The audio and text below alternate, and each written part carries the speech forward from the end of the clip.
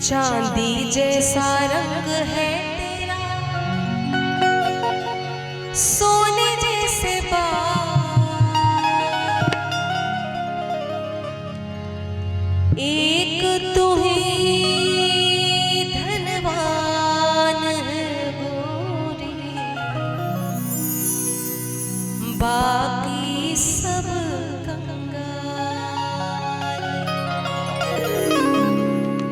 चांदी जैसा रंग है तेरा, चांदी जैसा रंग है तेरा, सोने जैसे बाल, एक तू ही धनवान है गोरी, बाकी सब एक तू ही धनवान है गोरी, बाकी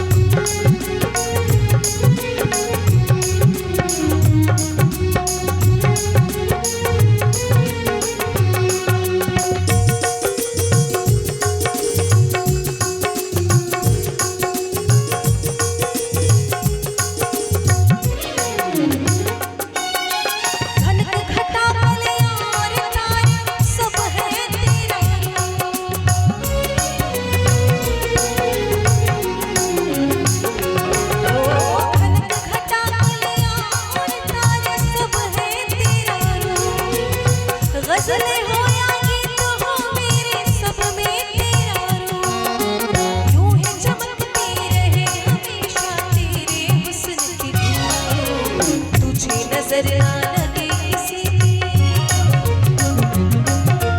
तुझे नजर ना लगे किसी जिए हजारों साल एक तू ही घरवार है गोरे बाकी सब एक तू ही घरवार है गोरे बाकी सब चांदी जैसा रंग है तेरा सोने जैसे बाल चांदी जैसा रंग है तेरा सोने जैसे बाल एक तू ही घरवार गोरे बाकी सब एक तू ही घरवार है गोरे बाकी सब एक तू ही घरवार है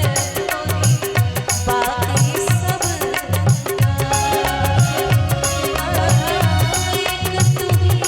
घरवार है गोरे बाकी सब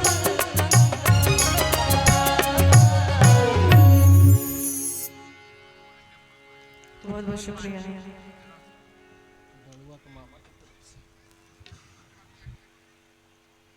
बरुआ के